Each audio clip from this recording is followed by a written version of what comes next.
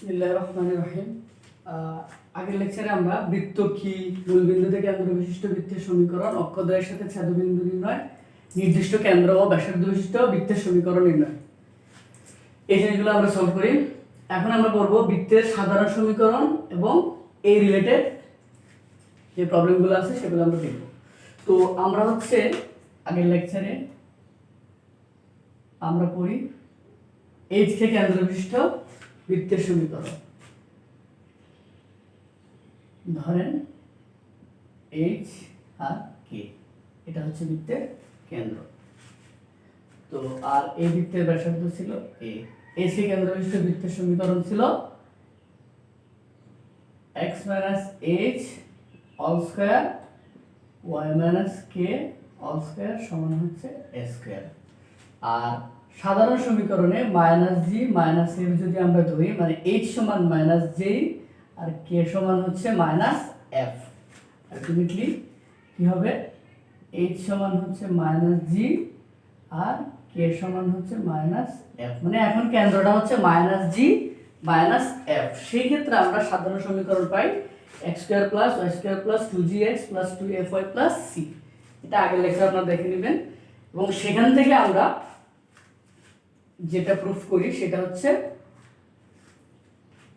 বৃত্তের সাধারণ সমীকরণ যদি x² + y² + 2gx + 2fy + c হয়, তাহলে ব্যাসার্ধ হবে √g² + f² - c। এটা আমরা সলভ করি। এখন আমরা দেখব যদি এরকম হয় যে x² + y² - 8x +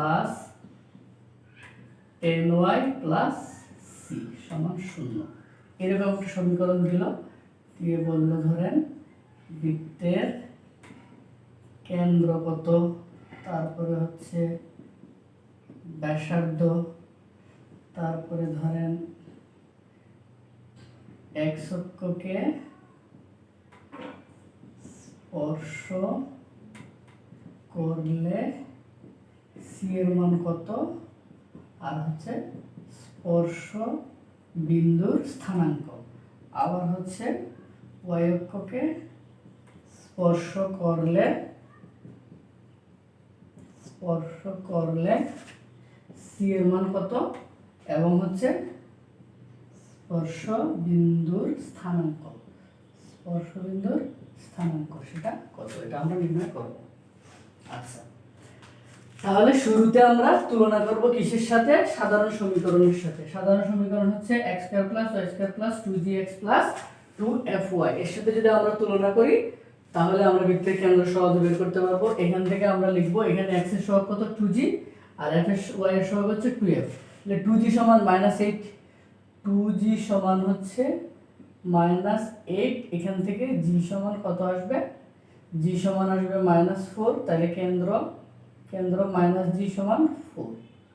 আর যদি এটা বের করতে চাই তাহলে 2f সমান হচ্ছে 2f সমান হচ্ছে 10, f হচ্ছে 5, তাহলে -f, সবসময় -f বের করতে হবে কিন্তু, কারণ আমরা কেন্দ্র ধরে নিয়েছি -g -f। তাহলে কেন্দ্র বের হয়ে গেল 4 এবং -5।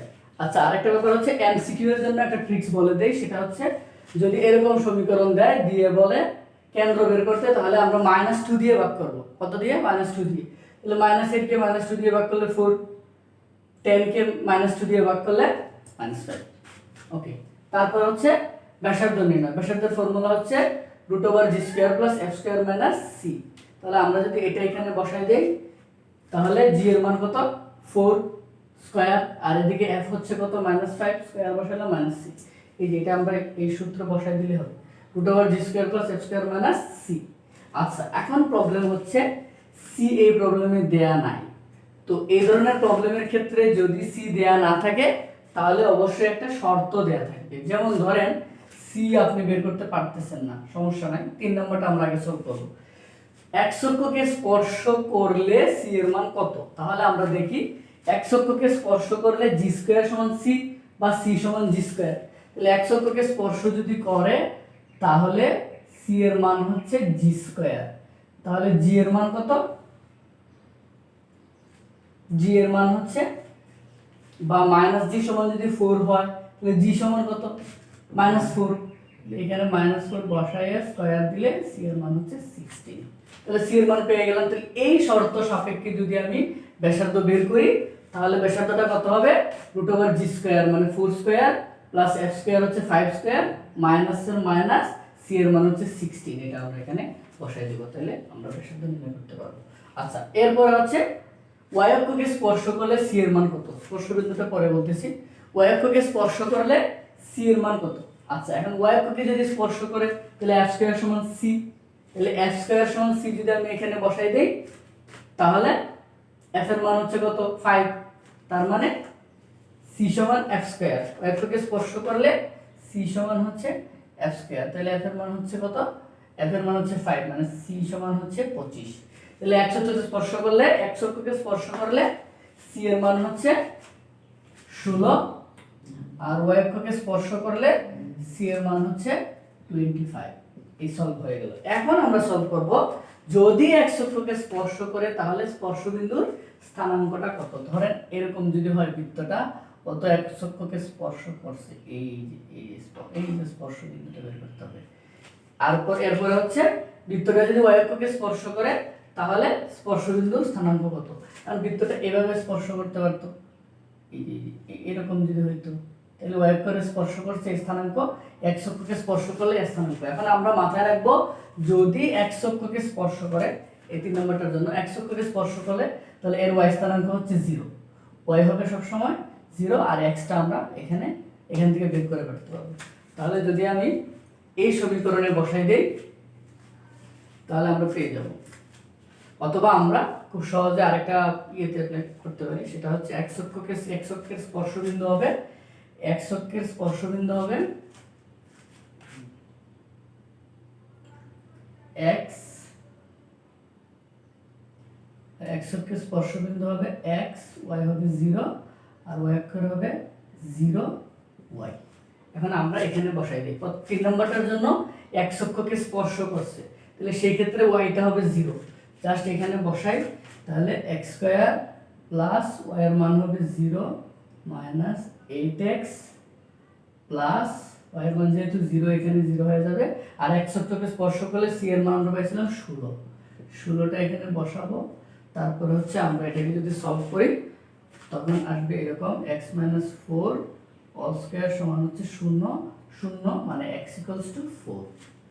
তাহলে x অক্ষকে স্পর্শ করলে স্পর্শবিন্দুর স্থানাঙ্ক x0, x এর মান কত, তার মানে 4 0।